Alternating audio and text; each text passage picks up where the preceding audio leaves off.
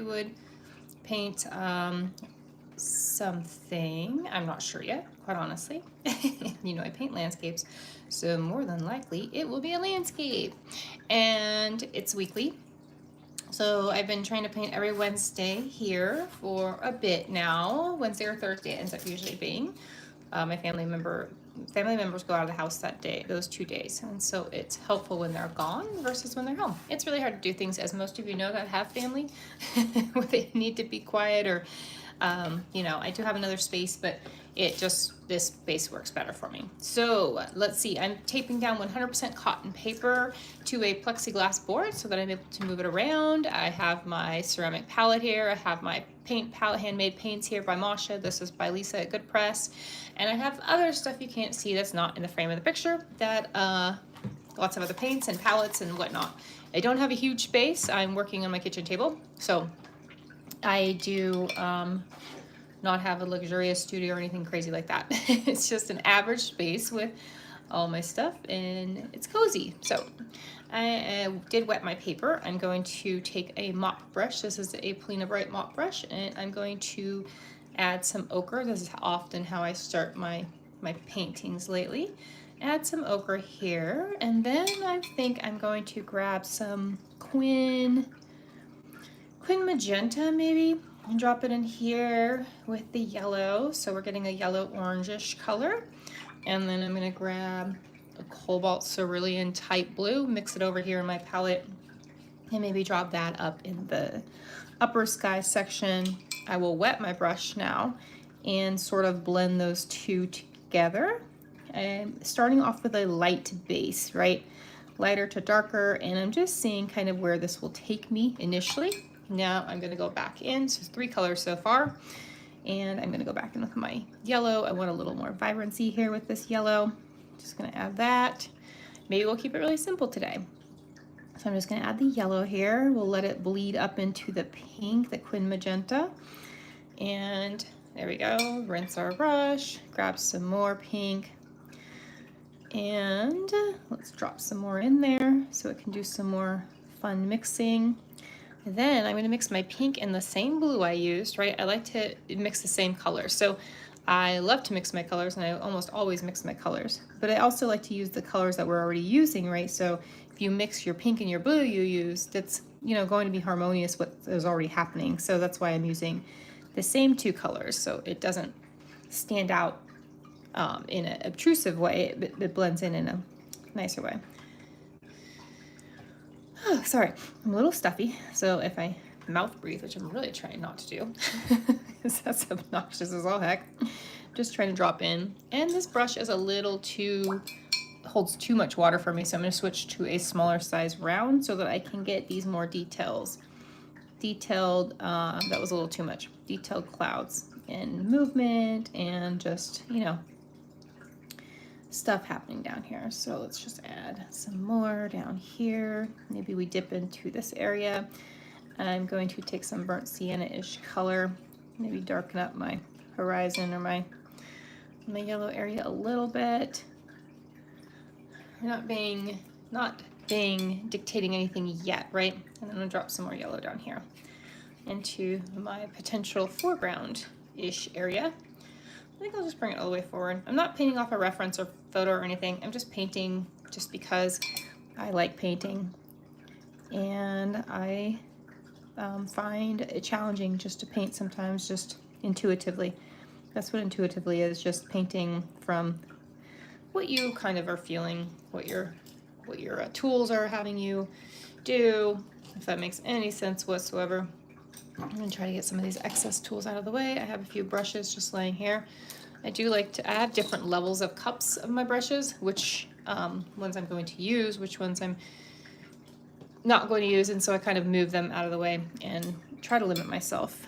Okay, with brushes, not with paint colors. I don't limit myself with paint colors. I love paint colors, so you will rarely see me limit myself with paint colors. I can do it, and I have done it, but I don't prefer to. I like to mix it up.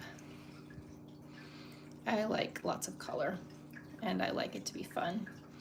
And life is serious enough as it is, so I find that bringing a little bit of color into life can be a nice way to let go and to just enjoy what is in front of us in the moment, enjoy the moment, right?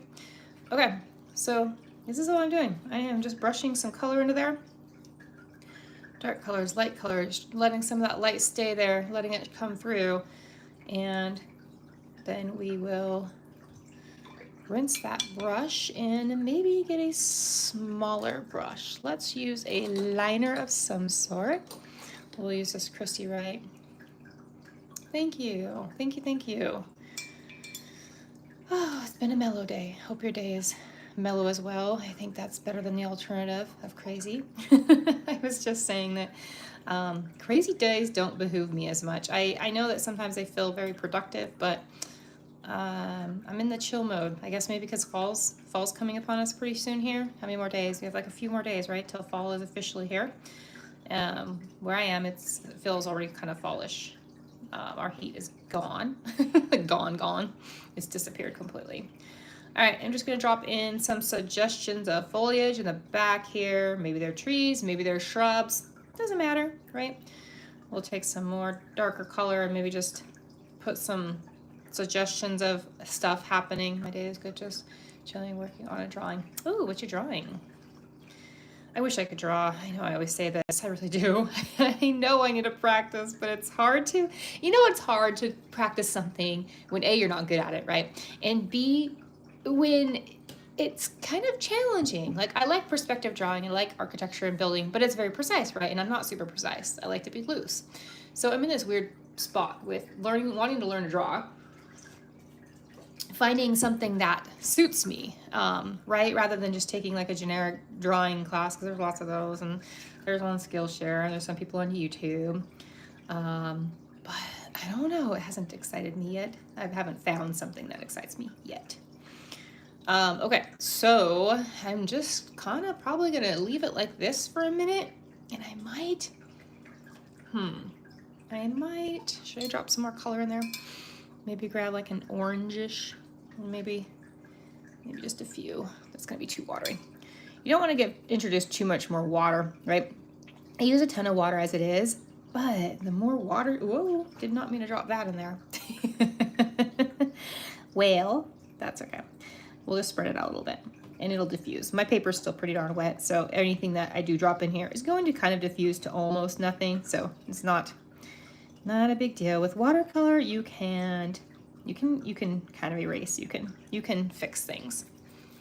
Okay, so again, with fixing, I can just take my brush and kind of spread it out a little bit, if you will, and then it just becomes maybe part of something there. It doesn't have to be specific, right? It can just be suggestive. Can I say it? Nope. Oh, thank you. It's just a quick one. So far I've been 8 minutes in. Technically I could call this done. What I'm gonna do now is I'm gonna mute you and I'm gonna dry the paper and the paint. So I'm gonna put it on mute so you don't have to listen to this obnoxious sound.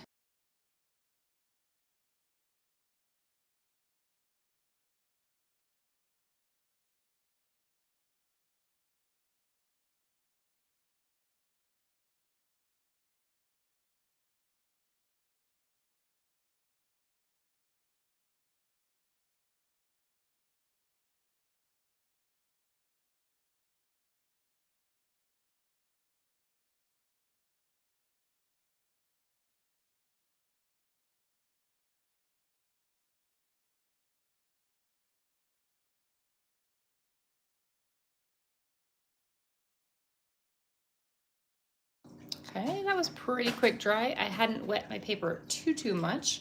So what I think I'll do is I think I will add some trees. I do love painting trees a lot, and so I usually add some trees into my stuff because trees make me happy, and why not? And they are one of those things, once you practice enough and you finally get it, kind of want to paint them all the time. It took me long enough to, I am not a natural artist, so things they still take me a long time to learn how to do. And so I envy those of you that just pick up things naturally and can just do it right away. It's Not a skill set I possess. I wish I did, but I guess we all just make do with what we can and can't do, right? I can bake sourdough bread like no other though. I can quilt, and I can do things with patterns and recipes, but stuff like this, not so much. I made a big box inside of a smaller box, then connect the lines on the sides. Then on the inner box, I made a room with other drawing on it in the walls and on the top part. And I tapestry. That's really cool. No, don't ever be sorry. If you're willing to text at all, that's awesome. I love it.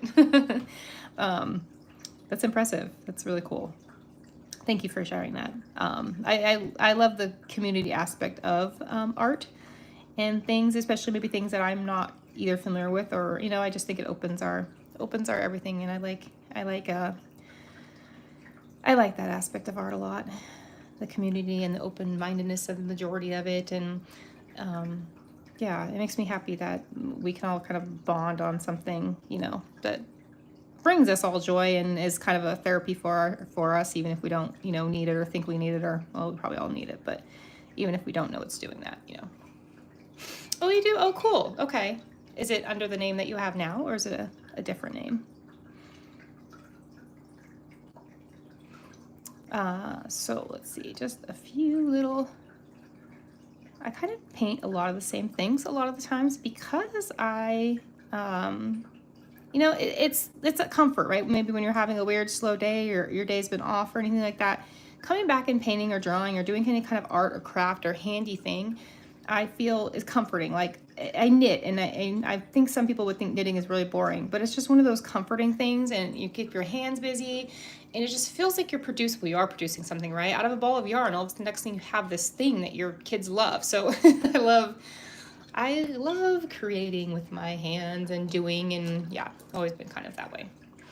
Always been hands-on kind of a creator person. Always wish I was better at most things, so now I'm older and I'm trying to do that. And this is watercolor, one of those things. And that's why I like loose so much, because you don't have to be precise in loose watercolor. You don't even have to know how to paint to do loose watercolor, right? You don't have to know how to draw anything. You don't have to make precise lines or precise anything. You can be very loose and it still makes a cool thing. When you look up, it will be Mr. Shadow 92100. Do a lot of abstract. Oh, cool. I like abstract because it doesn't have to be, what someone else thinks it should be. It can be whatever that person sees it can be. I don't know if you know what I mean. I like that it can be open-ended, I think, is what I like.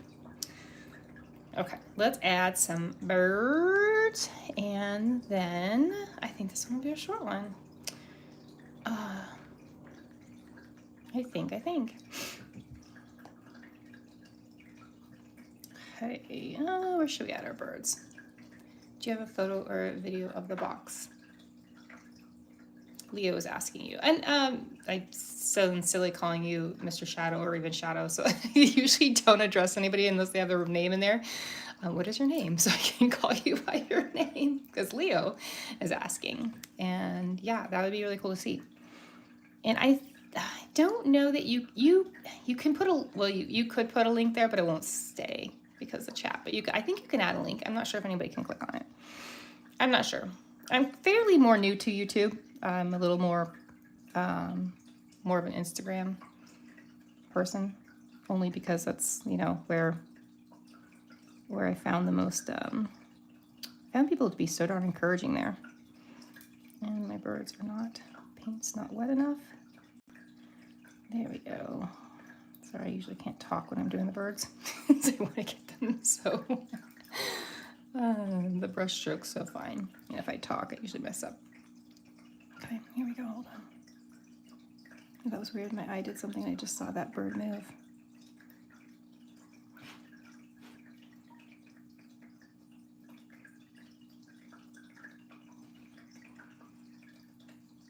Howdy, hello, Branson, how are you? Oh, it says this, oh, it might, did you just try to post a link? It might not like it. I don't know how that works on YouTube. Is that why? It's maybe saying for review. It says I can view this message, but I'm afraid it might take me off if I do. I don't know. I don't want to, so I won't, in case it does something weird, and or maybe it's not from you and it's not a message I want to read, because you never know with YouTube. Sorry, a sip of the coffee. All right, 15 minutes in, and I think all I'm going to do is add some shimmer and call it. Did a quick one today. And again, I think I just needed a little bit of comfort art, and so this was just a quick kind of a comfort art. I'm good, how are you? It was a weird kind of a day, and so I just did a quick little kind of a warm-up thing. Oh, let's see. Let's add some, let's use this shimmer. Got a few shimmers to choose from, so I'm just gonna use one. I'm gonna wipe off the excess water so it doesn't just dump a bunch of water on there. You know what, I'm gonna give it a dry real quick because I don't want it to bleed into these trees. So I will mute you all for a moment while I dry with the heat tool.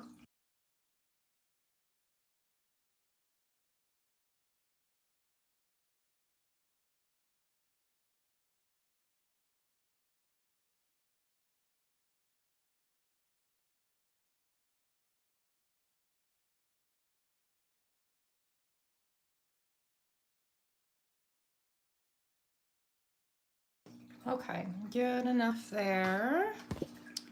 Then we'll just do a little bit of splatter here. It's a little thick. I'm gonna wipe off some more of that water. I often say to practice on another sheet just to see what your splatter is going to look like, and then I don't follow my own advice. So I am going to, and it flings everywhere, and I've been trying to cover up everything, and I'm just again breaking my own rule there too. Did you find the heat gun more efficient than a blow dryer? I do, because I like the way the heat is concentrated. So I'm not, I don't know, unless you have a fancy hair dryer that maybe is less air. This one seems to really focus the actual air or the heat on heat more than air. And I don't know if you like maybe a diffuser setting. I don't use a hair dryer. I haven't used one in probably 20 years. And so I'm not really 100% sure, but I did have a hair dryer and I did try it, but it was just too much air going everywhere. And mind you, it was probably just a very basic hair dryer. So maybe if you have a better one than I do. So this thing I love about it has a really, really long cord. It has two settings. Here, I'll show you real quick. It's kind of loud, obnoxious, but this is the low setting. And I think you can kind of mostly hear me over the low setting. And then quickly, that's the high. But it's not a lot of, let me see if I can see if the air blows it around. Let me show you what I mean. It's just very, it's like a very low grade tool. Like, see, it does blow it a little bit. So it's meant, what it's meant for is embossing. So it's that powder that you sprinkle over a kind of an ink, and then it sets and it melts. So it gets a real focused heat going real fast. And it just really works really well. I've always been scared the heat gun would be too hot. No, and look, so it never actually, it's crazy. Look, I can touch all this. I've left it on for a really long time with embossing. This part, it gets warm, and I don't mess with that metal part in there. I'm sure it gets a little hotter. I'm not gonna stick my finger on that or anything, but this part, I've been using this for 3 years. I've been using the other one I had for another 2 years, so I've been using about 5 years, 6 years, and the only reason the other one broke is because I hung it by its cord. Don't do that. It can tend to fade your paint a little bit more, people say. I'm so used to it that I don't really notice, and I kind of just take that into account when I'm painting. I have one called Doors of the Mind, and it's a hallway with doors and cool pattern on the bottom, and the doors is face. Oh, that's really neat. My heat gun is a little more beefy. Yeah. So that's another thing about hair dryers is that awkwardness, right? Because it's, like you said, it's more chunky and beefy, and it's got more parts and stuff. And I like the streamline of this because I can just lay this in my basket underneath my desk rather than having it on top. It also sits quite nicely if you wanted to just sit there next to you. Again, I don't. Sometimes I'll put it on top of my paint palette over there if I'm using it a lot. So this is, I just got this color. I don't know if you can see it, but this is one of the embossing powders I just got. It's like a shimmery black. So I thought that would be fun for some fun Halloween and fall stuff. Anyway, I'm just rambling now. Thanks for joining. Let me take my tape off, I guess. We can do that. I've been reusing my tape like a crazy person, so that's why it's so very dirty and I hate wasting stuff. And so it makes me cringe when there's so much tape to throw away. And it's just like I'm not a one-time use kind of a girl, so I don't like using tape that you have to throw away. Oh, that could have gone so many different ways. We won't let it though, will we? Anyway, excuse me. I'll try my heat gun next time. Yeah, do you have a heat? Okay, so if you have a heat gun that you have in your garage, like a actual heat tool that you use for household construction type of stuff, no, those might be a little bit different. This one is not that kind of heat gun. So those, if that's what you're talking about, one of those kind, it might be a little bit different. So okay, yeah, be careful, because you're right. That might burn crap down, so maybe don't use that. This is a simple, inexpensive, I guess you consider it a craft tool, so it was $12. It's like the best $12 I've ever spent. So yes, I was like, oh, you know what? I'm thinking that he's thinking he has one of those kind. Don't use that. I would be, that might literally, would it ignite paper? It might. Don't do that. Now you scare me. So this is another reason I use this plexiglass, this 1/8 inch plexiglass for a lot of my stuff, because I can heat this. I can run this air tool on there for a really long time, and it won't do anything to my tabletops or my surfaces. And I can also pick it up and hold it, and I feel like it's a little more safe that way. Yeah, that's true too. You could do that too. I mean, it can't hurt to try it. Just be mindful and, don't say Amber told me to do it if something happens and goes bad. Just kidding. I'm sure you're smart enough to, figure out, oh, this crap's hot. I don't know if mine says a heat on it. I don't really understand, although I think it just, what is it, 300 watts? Is that all? I don't know. Anyway. Right? Don't do that. Amber told me on YouTube. No. I'll be in. Yeah, I'd have a little bit of a guilty conscience for that one. I'm glad we caught that, because I didn't want other people to think because those things do get hot. I absolutely know what you're talking about, because I thought about getting one because I want a cordless one, and they make a crafty type one. I think it's like $30. I tried it. I thought, okay, if it really works, I will spend the $30 and I'll be happy it's cordless and it's, I could travel with it. Oh my gosh, it was like I could blow hotter air out of myself on the paper than the tool did. So anyway, I was disappointed and sent it back. But anyway, okay, sorry for the rambling. I will see you all next week. Thanks for joining.